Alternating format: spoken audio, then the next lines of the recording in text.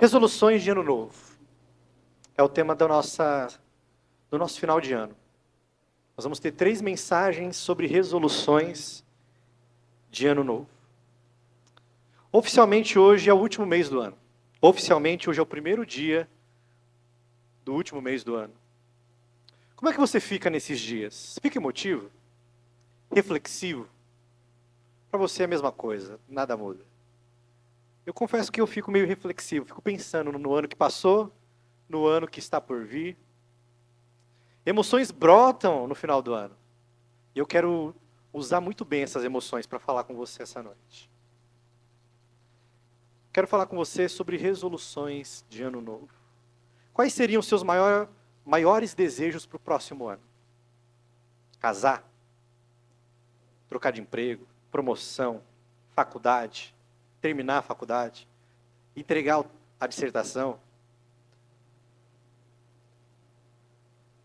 O que você pretende fazer de diferente?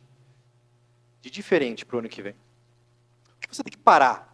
O que você está fazendo, você fala, nossa, eu tenho que parar com isso aqui, que isso aqui não está bom. O que você tem que fazer mais é bom e vai ficar melhor se você fazer mais. Eu quero ajudar você a fazer essa lista.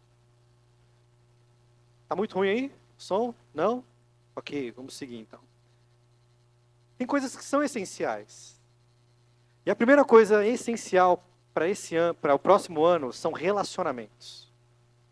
Para o próximo ano, dedique-se a relacionamentos. E hoje eu quero falar sobre relacionamentos com a família, com a igreja e com o mundo. Ok? Relacionamentos com a família, com a igreja e com o mundo. O ser humano foi criado para viver em comunhão. Deus criou Adão e Eva, e a Bíblia diz que, aparentemente, no mundo perfeito, no mundo onde não existe defeito, Adão estava se sentindo só. Ele olhava para os animais e eu falava, ué, está algo errado. Algo não está certo. E Deus faz então a mulher. E aí pronto, agora está perfeito o mundo de Adão. Ele canta uma poesia para ela no hebraico ali tão linda. Essa mulher é osso dos meus ossos. Essa mulher é fantástica. Depois Deus disse, multiplique-se, encham a terra. O homem foi criado para viver junto, em relacionamentos. Gente precisa de Deus, mas gente precisa de gente. Talvez você diga, eu gosto de ficar sozinho. Eu sou tipo tiozão e tiozona. Eu gosto de ficar de boa em casa, na TV, assistir meu filme, não ter contato com ninguém. Não gosto de gente. Eu gosto de ficar na minha. Mas até a solidão, ela tem prazo de validade. Até a solidão cansa. Você fica com tédio, vem uma tristeza no coração. Gente precisa de gente. E antes da gente entrar na pregação em si, eu preciso tratar algumas coisas com os irmãos. Primeira, é um diagnóstico do século 21. Como são os relacionamentos do século 21? Primeira coisa, os relacionamentos são sem profundidade. Eles são distantes, digitais.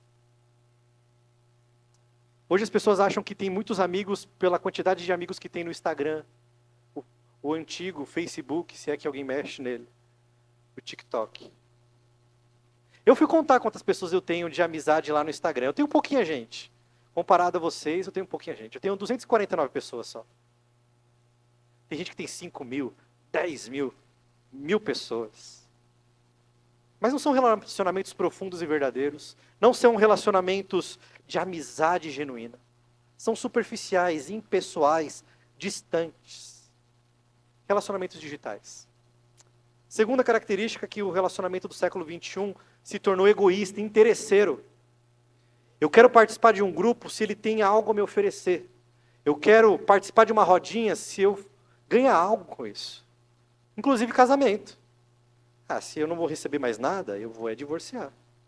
Se o meu namorado e minha namorada não quer, só eu que vou, só eu que ofereço, só eu que me dou, estou fora. Os relacionamentos se tornaram consumistas, individualistas, interesseiros. Por isso os relacionamentos são descartáveis. Os relacionamentos são como copos de plástico. Você usa e joga fora. É? Você tem amizades aí de... Talvez você tenha, de 20 anos. 30 anos. Eu tenho alguns amigos que a gente se fala 3 vezes no ano, mas a gente se fala. Amigos de longa data. Hoje, infelizmente, os relacionamentos têm se tornado cada vez mais distantes, descartáveis, e as pessoas estão ficando sozinhas. E por último, os relacionamentos têm se tornado redentivos. O que isso significa? Eu vou ser alguém se eu tiver alguém. Eu vou ser realizado se eu pertencer a um grupo. Se eu estiver em algum lugar. Se eu tiver alguém para dizer, eu te amo.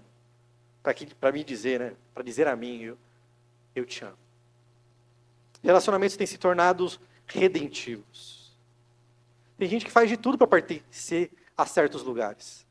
Eu já falei isso aqui várias vezes. Se veste igual, fala igual, come igual, para pertencer a algum lugar.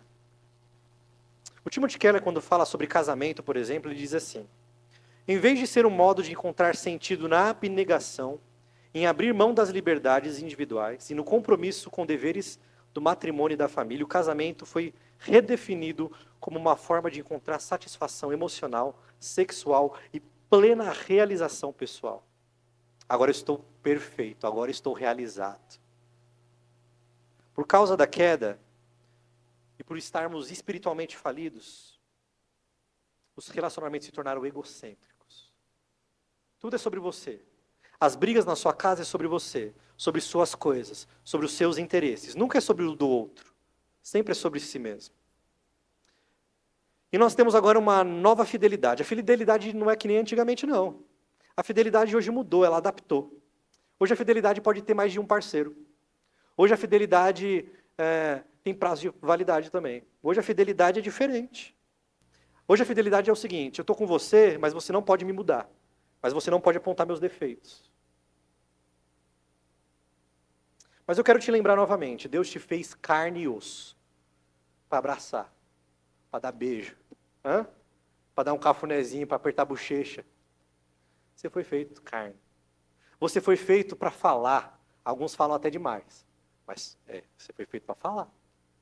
Você foi feito para ouvir. Alguns irmãos nossos, eu talvez, precisa do santo ouvido para escutar. Aprender a escutar. Eu nunca me esqueço quando eu vi um jovem falar sobre a pamonhalização da vida e a miogização da vida. O Márcio Sérgio Cortella. Conhece? Pamonha. Eu já fiz pamonha aqui com a igreja. Foi legal. A gente começou acho que 8 da manhã e foi terminar depois do almoço. Como é que faz pamonha? Você goiano tem que saber. Como é que faz pamonha? Colhe o milho, rouba milho. Hã? Não? Tá bom, tá bom. Tá, acredito. Pega o seu milho, compra o milho, descasca o milho, pega a máquina da irmã Maria que ajuda você ali a ralar, se não é na mão mesmo. Não, tem que cozinhar antes, né? Ixi, não sei fazer. Esquece, não sei fazer. Mas demora. É o dia inteiro fazendo pamonha. E o que vocês ficam fazendo? Conversando. E aí, como tá? Ah, tá legal. O que você fez? Ah, fiz isso, fiz aquilo. E tem relacionamentos da miogização. Como é que faz o miojo? Tem gente que é fera nisso, né? Coloca na frigideira, esquenta a água, joga, tira o saquinho, tá pronto. 3 minutos, tá pronto o miojo. Tem relacionamentos que são superficiais, fracos, que nem miojo. Pois bem, resoluções de ano novo. Primeira resolução, dedique-se mais à sua família. À sua família. Marcos capítulo 8, versículo 36 diz, um texto conhecido, do que vale ganhar o mundo inteiro e perder a alma. Nós adaptamos para do que vale ganhar o mundo inteiro e perder a sua família. Tem algo que compensa perder a família? Dinheiro? Conquista? Diploma? Tem algo que compensa uma aventurinha? Tem algo que compensa? Talvez quem está num casamento ruim está querendo uma falsa tranquilidade, uma falsa liberdade. O que vai encontrar é desespero e tristeza. Do que vale ganhar o mundo inteiro e perder a alma? Do que vale ganhar o mundo inteiro e perder a família? Você conhece o mal da ausência no planeta Terra. Eu não trouxe dados aqui, porque eu já citei esses dados muitas vezes. A maioria das crianças com problemas, né, de agressividade, de depressão, a maioria dos marginais periculosos, gente brava mesmo, não tinha pai. Foi abandonado quando era criança. Foi criado pela avó, foi criado pela tia. Viver em família. As consequências da queda, o mal das preferências, o mal da ausência, o mal da gritaria, o mal da falta de diálogo, o mal da falta de respeito. A queda destruiu, ou ela quer destruir a família. Por exemplo, Rebeca e Isaac. Lembra quando a gente escutou essa pregação? Rebeca e Isaac. Rebeca dizia o seguinte: eu amo Jacó, ele é meu preferido. Na Bíblia não diz que ela ama Esaú. Isaac diz: eu amo Esaú, ele traz carne, churrasco para mim. Ele nunca diz que ama Jacó. Uma casa com preferências, uma casa que as pessoas nunca estão juntas, nunca estão reunidas. Essa casa colapsou. O irmão rouba o direito de primogenitura do outro e diz agora, Esaú diz: eu odeio meu irmão, quero matar Esaú. Estou com vontade de matar meu irmão. A família se esfarela, a família se dissolve, a família vira um caco, a família quebra por preferências, por falta de presença masculina e feminina, por falta de amor, por falta de companheirismo. Jacó não é muito diferente. Jacó diz: eu amo mais José, amo menos os outros. Você conhece a história? José é vendido como escravo no Egito. A Bíblia fala também sobre as pessoas não assumirem responsabilidades. Tem um livro chamado O Silêncio de Adão, de Larry Crabb. Onde estava Adão quando Eva caiu? Onde estava Adão quando Eva pegou o fruto e comeu do fruto? Calado, ausente, impotente. Pois há casamentos onde o homem permanece calado, ausente, irresponsável. Pastor, mas só tem tragédia nas famílias da Bíblia? A maioria é, infelizmente. É real, é palpável. Mas nós temos Ruth e Boaz.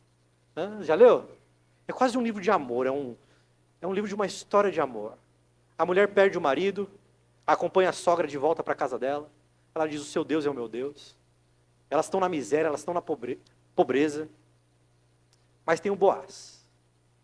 E o Boaz se torna o redentor daquela família. Ele age com misericórdia, com amor, ele nega a si mesmo. Por que ele nega a si mesmo? Porque ele tem que negar o próprio nome para assumir o nome do falecido da viúva. Ele nega suas vontades. E dessa família surge Davi, depois surge Jesus de Nazaré. Jesus, o nosso Salvador. Uma outra família muito bonita, Maria e José. Eu fico imaginando essa cena. Os anjos. Chega o anjo para Maria: Maria, você vai conceber do Altíssimo. O Espírito Santo vai conceber Jesus Cristo no seu ventre. Aí ela vai contar para José: José, vou ficar grávida. O anjo tem que aparecer de novo para ele agora. E dizer: José, fica tranquilo. Esse filho realmente vem do céu. Esse filho vem do Espírito Santo mesmo. Mas você pode imaginar o que falava a redondeza, a rádio patroa da cidade? Maria está grávida, eles nem casaram. O filho nem é dele. Mas ele mostra o que é ser homem. Ele mostra o que é se colocar na frente da esposa e proteger a esposa, dizer: ela é minha esposa, eu cuido dela, vou amá-la. E ele cuida de Jesus, ele cuida de Maria e dos seus filhos. Ano que vem, dedique-se mais à sua família. Dedique-se mais à sua família. Lê comigo 1 Pedro. Abra sua Bíblia em 1 Pedro, capítulo 3. 1 Pedro, capítulo 3. Versículo 7.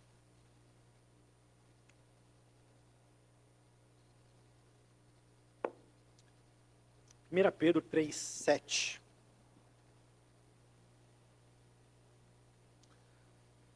Diz assim a palavra de Deus: Do mesmo modo, vocês, maridos, sejam sábios no convívio com suas mulheres e tratem-nas com honra, como a parte mais frágil e coerdeiras do dom da graça da vida, de forma que não sejam interrompidas as suas orações. O destaque que eu quero fazer é: sejam sábios no convívio. Em outra tradução, vivam a vida comum do lar. Pedro nos orienta a viver a vida comum no lar. Eu não preciso argumentar muito para você para dizer que família é importante. Eu não preciso ficar aqui meia hora dizendo família é importante, dedique sua família. Você sabe que é. Mas eu quero trazer alguns dados para você. Uma pesquisa realizada com 1.521 crianças em 2014, faz tempo, mostrou que 62% das crianças reclamam que os pais estão distraídos demais para ouvi-los.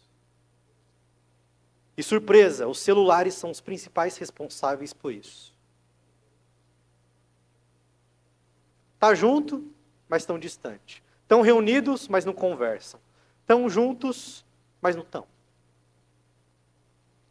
Em alguns lugares, eu vi isso e é verdade, tem aplicativo de alugar amigo. Você aluga um amigo.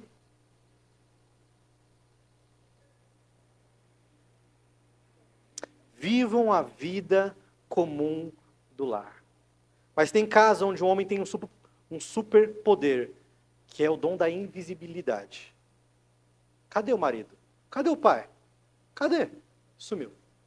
Ausente. Não protege, não pega a Bíblia, não ora, não cuida, não está presente. E tem as mulheres, onde a Bíblia destaca um pecado muito grave, constante na Bíblia. Rixosa, briguenta. E tem os filhos que não honram o pai. 1 Pedro 3, versículo 7. Dediquem-se ao convívio. Dedique-se à vida comum do lar. Pastor, como que é a vida comum no lar? É a vida boa, é a verdadeira vida. É a vida de brincadeira. É a vida de risada. É a vida de assistir filme, de cozinhar junto, de sair no parque. Das fases da vida. Do respeito, do amor, do amadurecimento juntos. Dos filhos aos netos. Da preciosidade de um pai, da preciosidade de uma mãe. Lá em casa, eu estou talvez na fase que as pessoas falam que é mais gostosa, que os filhos estão pequenininhos. O que eu estou vivendo esses dias? O Noah está na fase do matemática. Pai, quanto é 5 mais 3? Quanto é 4 mais 7? Quanto é 10 mais 1? Ele fica perguntando toda hora. E eu tenho que responder toda hora. A Helena está na fase da princesa. Ela acorda, quer vestido, sou princesa. Quero meu vestido, princesa. E sabe para quem ela vem mostrar? Não é para a mãe não, é para o papai. Papai, ó. Aí o que eu tenho que falar? Você está linda, você está princesa. Por enquanto, ela quer saber o que eu penso. Por enquanto, ela está preocupada com eu dizer que ela está linda e que eu amo ela. Eu quero que isso permaneça. Mas talvez eu perca um pouco disso. Tem gente que está na adolescência, Deus te ajude.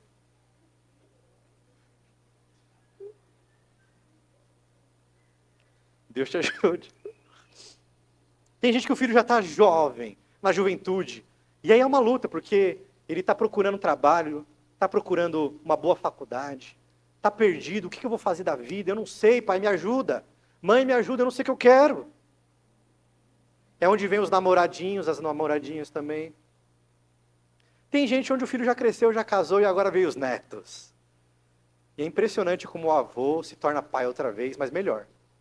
Porque agora ele pode bagunçar, estragar, e é uma beleza. Viva a vida comum do lar, do que vale ganhar o mundo inteiro, perder sua casa. 1 Pedro 3,7, dedique-se à vida comum do lar. Nós prometemos para nossa esposa, você esposa prometeu para o seu esposo, prometo caminhar com você na saúde e no câncer, e na doença, e na enfermidade. Eu prometo te amar e cuidar de você na riqueza, no desemprego, na empresa que não caminha bem. Tamo junto, família. conquistas. Eu tenho uma tese, não sei se você acredita nessa tese. A pessoa, quando casa, ela conquista mais coisas. Compra carro, compra casa.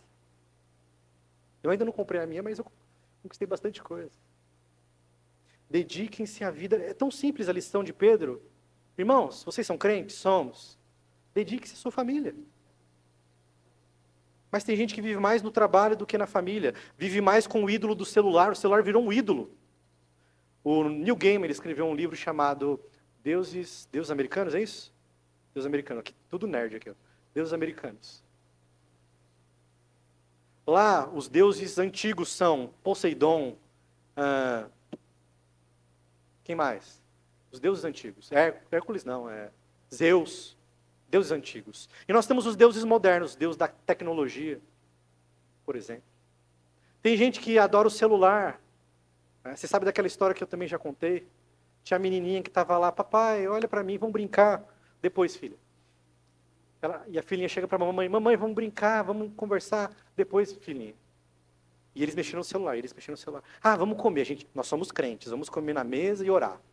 Quer fazer uma oração? Quero. Aí ela vai fazer uma oração, ó Senhor, me transforma no celular, para minha mãe e meu pai prestar atenção em mim. Tem gente que não vive a vida comum do lar. Por conta do celular, está distante da família. Salmo 68, versículo 6. Deus faz que o solitário viva em família. Liberta aqueles que estão presos em grilhões, mas os rebeldes habitam em terra seca. Deus faz que o solitário viva em família. Está junto, presente.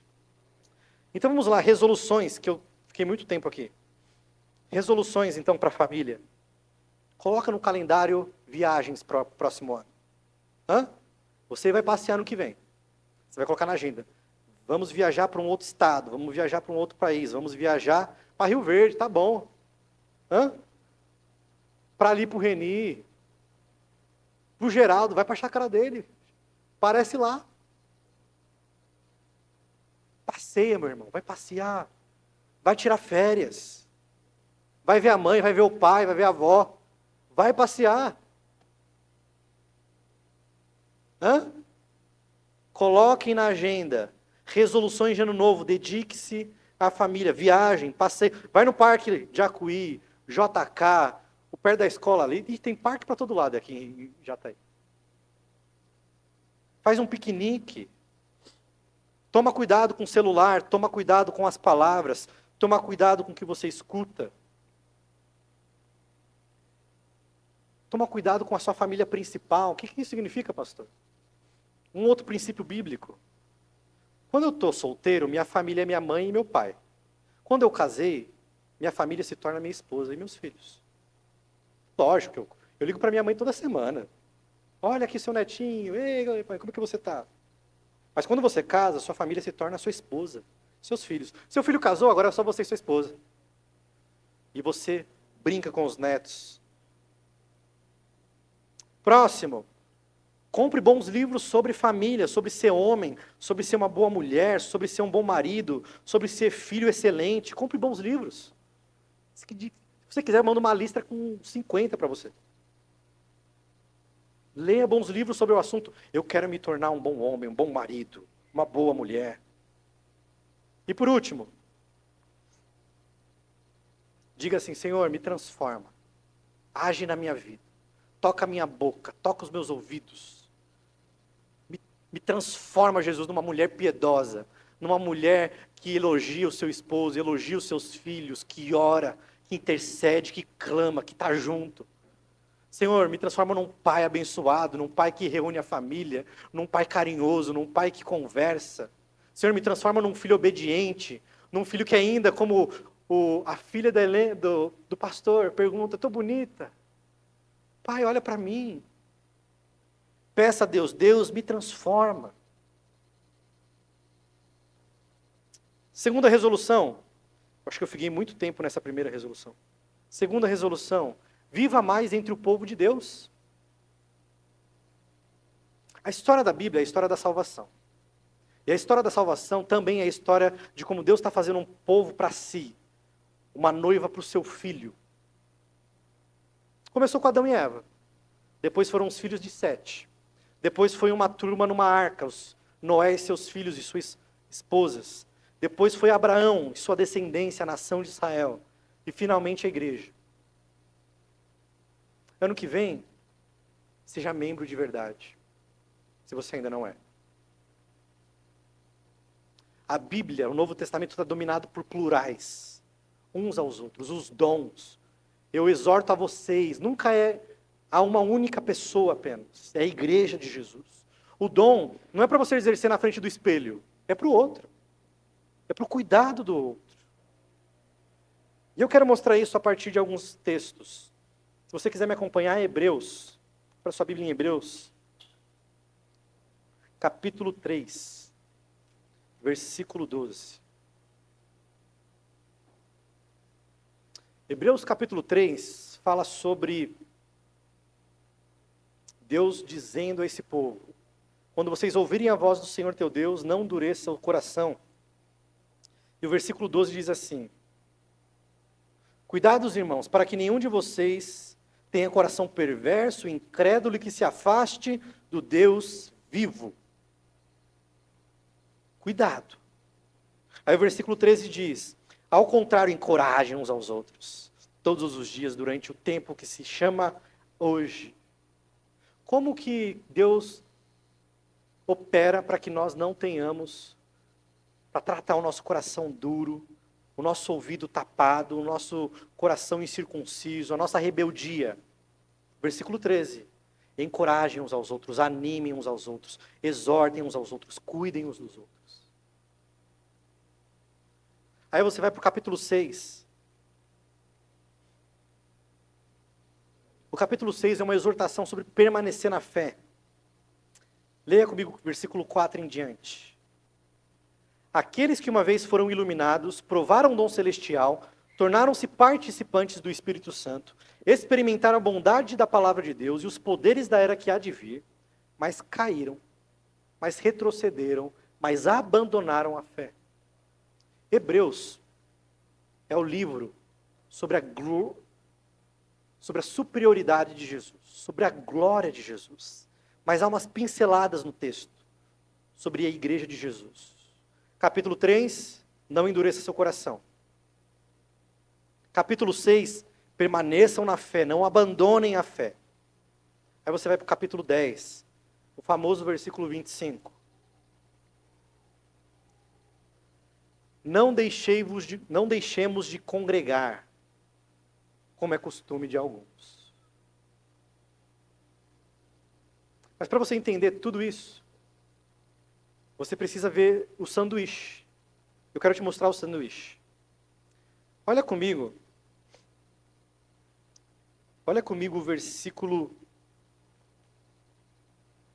23.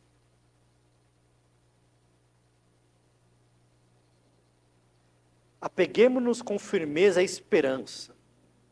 Primeiro sanduíche, esperança, permanecer na fé, não ter o coração duro, não endurecer o coração. Né? Versículo 26, olha comigo o versículo 26. Se continuarmos a pecar deliberadamente, agora não vivam no pecado. Vocês que foram iluminados, não abandonem a fé, não vivam no pecado. O que está no meio de ser firme na esperança, não viva no pecado? Versículo 24 e 25, olha comigo o sanduíche. E consideremos uns aos outros, para incentivarmos ao amor e às boas obras. Não deixemos de reunir como é a igreja. Como eu não vivo no pecado? Como eu lido com meu coração duro? Como eu me apego à esperança? Se dedicando ao povo de Deus. Se dedicando à comunhão, se dedicando uns aos outros. Surgiu há um tempo atrás, graças a Deus tem diminuído, o termo desigrejados. Desigrejados significa alguém que diz o seguinte: tanto faz ir para a igreja. Eu oro, eu leio a Bíblia, e é isso. Não preciso de igreja, não preciso ir para a igreja. Não preciso disso. O que eu quero te mostrar é que você pode ser um desigrejado dentro da igreja. Você pode vir aqui domingo após domingo e ser um desigrejado.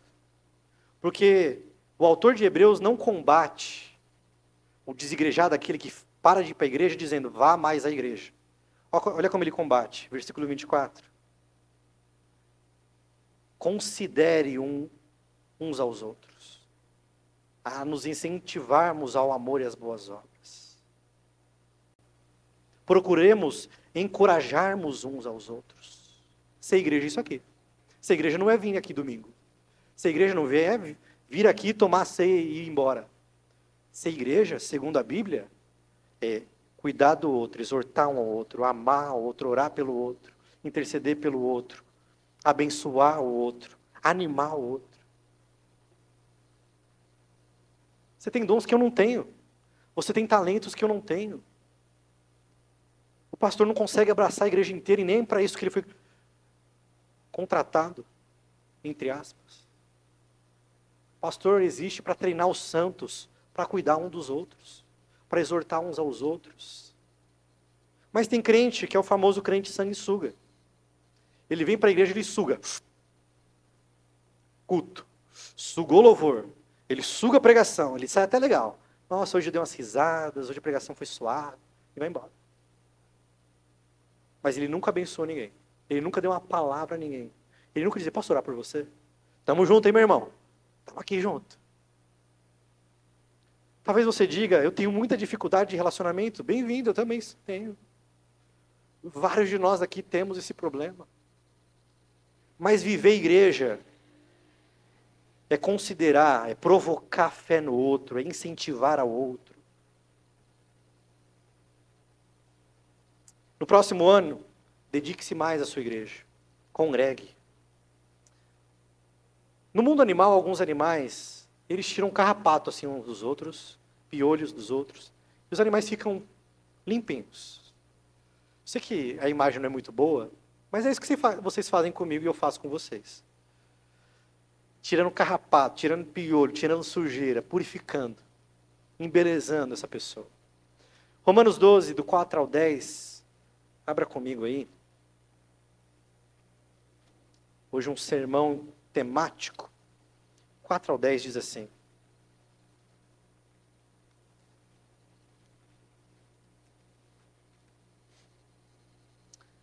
Assim como cada um de nós tem um corpo com muitos membros e esses membros não exercem todos a mesma função. Assim também em Cristo nós, que somos muitos, formamos um só corpo. E cada membro está ligado a todos os outros. Temos diferentes dons de acordo com a graça que nos foi dada. Se alguém tem dom de profetizar, use-o na proporção da sua fé. Alguém dom de servir, sirva. Se é ensinar, ensine. Se é dar ânimo, que assim faça. Se é de contribuir, que contribua generosamente. Se é exercer liderança, que exerça com zelo. Se é mostrar misericórdia, que faça com alegria. Coríntios vai dizer, vós sois corpo de Cristo, individualmente membros desse corpo. Ser igreja é isso, meu irmão.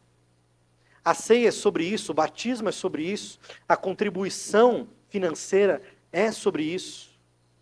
Mark Dever, no seu livro Igreja, o Evangelho Visível, diz: os membros ativos não prestam nenhum bem aos membros inativos quando lhes permitimos que continue sendo membros na igreja. Sabe aquela pessoa que é membro de 6 em 6 meses? 3 em 3 meses? Ou uma vez por mês? No estatuto, salvo engano, é permitido excluir a pessoa da igreja após 6 meses, se ela para de vir. Salvo engano. É isso que McDermott está falando. Se a pessoa não é membro de verdade, por que ela está como membro do corpo? Nós não fazemos nenhum bem quando a gente diz, você faz parte dessa igreja. Nenhum bem. Quando ela não faz. Efésios 4. Nosso texto clássico aqui da igreja. Efésios capítulo 4.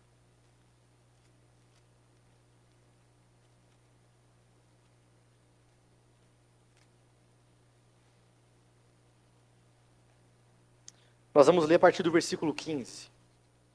Antes, seguindo a verdade em amor, cresçamos em tudo naquele que é cabeça, Cristo, dele todo o corpo ajustado e unido pelo auxílio de todas as juntas. Como é que é? O corpo ajustado e unido pelo auxílio de todo mundo. Todas as juntas. cresce e edifica a si mesmo em amor. Como a igreja cresce e edifica? Com o auxílio de cada junta. Na medida em que cada parte realiza a sua função. Agora, se você não realizar a sua função, a igreja não cresce. Com a cooperação de cada parte, efetua o seu próprio aumento, edifica a si mesmo. Irmãos, é sobre isso. Ano que vem, dedique-se mais também ao povo de Deus. Dedique-se ao povo de Deus. Você pode ser a providência, a resposta de oração de um irmão aqui da igreja. Você está lá orando, Senhor, fala comigo, estou tão fraco na fé, me fortalece. Aí vem um irmão e te dá uma palavra. Aí vem o irmão e diz, vamos tomar um sorvete? Vamos tomar um café? Você é providência no tempo e no espaço, resposta de oração. Em Marcos 2, do 3 a 1, tem uma história sobre um paralítico que tem amigos. Há uma grande multidão e aquele paralítico não consegue ter acesso até Jesus.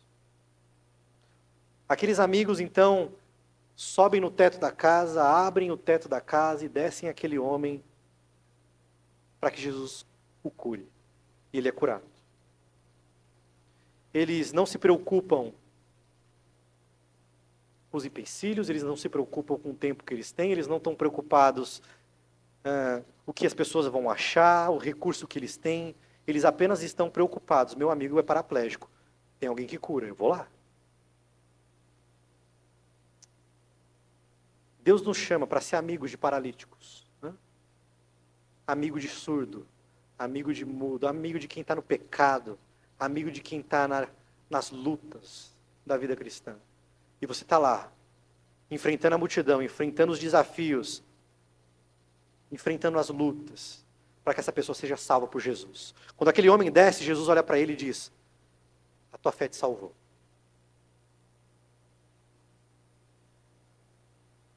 Eu sei que não é perfeito. Na igreja a gente briga, é normal, é assim que funciona. Está cheio de gente. Eu sei que não é perfeito. Por exemplo, Paulo diz a Evódia e Sintique, peço Evódia e Sintique que vivam em harmonia, parem de brigar. Paulo usa uma linguagem para Coríntios, vocês se mordem. Você pode imaginar o que estava acontecendo ali, tanto de briga que estava acontecendo em Corinto? Não é perfeito a igreja, mas tem a cruz, tem o perdão, tem o poder do Espírito que nos reconcilia. Resoluções para o próximo ano, portanto, chegue mais cedo no culto. Chega mais cedo. Ah, pastor, mas eu tenho... Todo mundo aqui tem, meu irmão. Não é só você. Todos nós temos atividades e compromissos. Chegue mais cedo. Para quê, pastor? Primeiro você vai dobrar o joelho e orar. Ou você fica sentado e ora mesmo. Senhor, abençoe esse culto. Traz almas, ó Pai, que alguém venha ouvir as músicas e entre nessa igreja. Senhor, que hoje eu possa dar uma palavra a alguém, um abraço abençoado de alguém. Chegue mais cedo para orar, para servir. O pastor está precisando de alguma coisa? Na cozinha, aqui, no templo. Tá, quero ajudar. Sirva o irmão, pregue a ele, lê a palavra, compartilhe a palavra de Deus. Que Deus falou com você essa semana? Ah, essa semana eu li Ezequiel, essa semana eu li Efésios, Deus falou comigo. Posso compartilhar com você? Ame, faça convites. Vamos lá em casa tomar um café. Vamos lá em casa conversar. Seja hospitaleiro. Tem crente novo na igreja e fala, você já é membro da igreja? Não é. Não, vamos lá em casa então para eu falar para você sobre a igreja. Para a gente falar da fé. Aconselhem uns aos outros. Perdoem uns aos outros. Ano que vem, dedique-se mais a ser membro de verdade da igreja. Você vai ser abençoado e abençoar. Por último, tenha um bom relacionamento com o mundo. De serviço. A Bíblia coloca no Antigo Testamento Babel, uma grande cidade, e uma cidade do orgulho, da autossalvação, do autosserviço. Eles trabalham para eles mesmos. Eles fazem o que eles fazem apenas para si. Só que Deus então levanta no próximo capítulo, Abraão. E Deus diz a Abraão, você vai ser uma bênção. E eu vou te abençoar. E por meio de você todos serão abençoados. O último ponto nosso, seja bênção para o mundo. Seja bênção no seu trabalho. Ser educador, seja um baita de um educador. Você é médico, seja um baita de um médico com cuidado pessoal mesmo. Você é doméstica, faça como para o Senhor. Com testemunho. Você é empresário, seja honesto. Seja decente. Pague salários justos. Sirva as pessoas, seja bênção. Jeremias 29, eu gostaria que você lesse comigo. Jeremias 29. Do 4 ao 7. Assim diz o Senhor dos Exércitos, o Deus de Israel a todos os exilados que departei de Jerusalém para a Babilônia. O povo está exilado, o povo está numa terra que não é delas, o povo está escravo. Qual é a palavra de Deus para um povo exilado? Construam casas e habitem nelas. Plantem jardins, comam dos seus frutos, casem-se e tenham filhos e filhas, escolham mulheres para casar-se com seus filhos e deem as suas filhas em casamento para que também tenham filhos e filhas. Multipliquem-se e não diminuam. Busquem a prosperidade da cidade para a qual eu os deportei e orem ao Senhor em favor dela. Ano que vem, dedique-se à cidade. Dedique-se à cidade de Jataí. Dedique-se àquele que não é cristão. Dedique-se na beleza. Você que trabalha com beleza, o que você faz? Biblicamente falando, é destacar uma beleza que já existe. Está ali. Você só está destacando aquela beleza. Você da educação está formando a próxima geração. Está formando aqueles que vão governar e educar a nossa civilização. Você trabalha com alimentos, você está suprindo a mesa das pessoas. Não é só trabalho. Não é só, puxa vida, acordar cedo na segunda-feira. É abençoar o mundo. Você que trabalha com segurança, está protegendo as pessoas do mal. Está operando a justiça. Assim mesmo com todo o bem comum, a saúde e os pobres.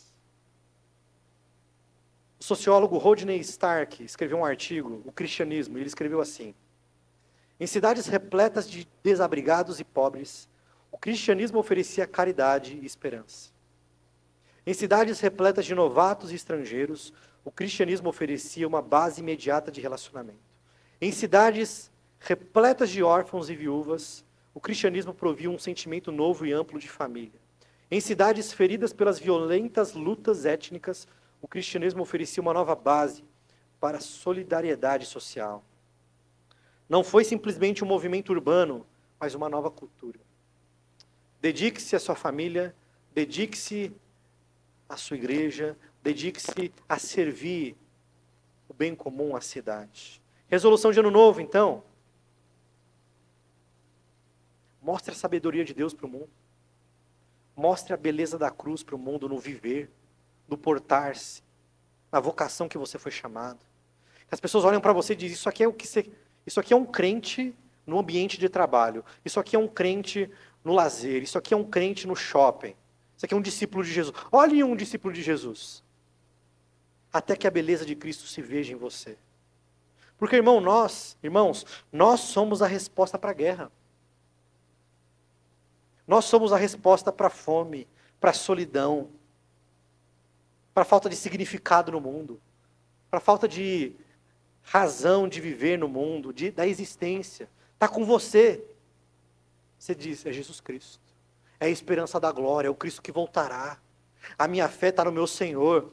Por que você tem paz no meio das lutas? Porque você conta. Por que você vive assim, desse jeito, cheio de fé e de esperança? E você conta por quê? Brilhe a vossa luz diante dos homens. Seja sal, vai salgando o mundo, temperando o mundo, preservando o mundo para ele não apodrecer. Seja luz em meio às trevas.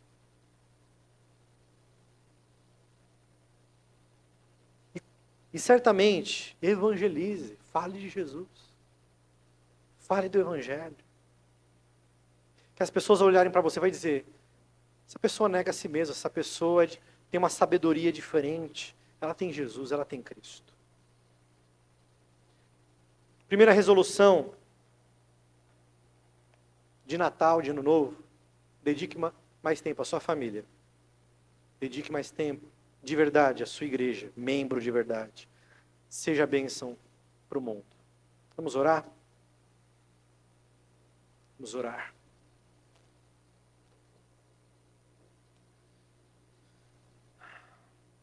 Senhor Deus e Pai, obrigado por essa noite, pelo teu cuidado, teu amor para conosco, Senhor. O ano está acabando. Muito obrigado por tudo que passou. Vitórias, talvez algumas derrotas, mas o Senhor sempre esteve conosco. Eu peço, Pai, que nós, para o próximo ano, possamos nos dedicar mais à nossa família, aos nossos filhos, à nossa esposa, ao nosso esposo. Mais tempo no lar, assistindo um filminho com pipoca, com conversa, com risada, com presentes. Possamos ter mais tempo em família. Possamos ter mais tempo um com os outros, sendo igreja de verdade, cuidando, exortando, animando uns aos outros. Ativos. Se alguém não nos cumprimentou, se alguém não nos olhou, não importa, eu sou discípulo de Jesus, eu estou ativo, eu quero abençoar, eu quero exortar, eu quero cuidar, eu quero amar, eu quero abraçar. Faz isso no nosso meio. E que possamos ser bênção para o mundo, nos relacionar em serviço redentivo, em serviço cheio de sabedoria, em serviço cheio de esperança. Que as pessoas olhem para nós e vejam a beleza de Cristo. Que tenhamos as boas respostas do Evangelho na nossa boca. Que a graça de Jesus, o amor de Deus o Pai, comunhão com o Santo Espírito, esteja conosco hoje e para todo sempre. Amém. Deus abençoe. Graça e paz, boa noite.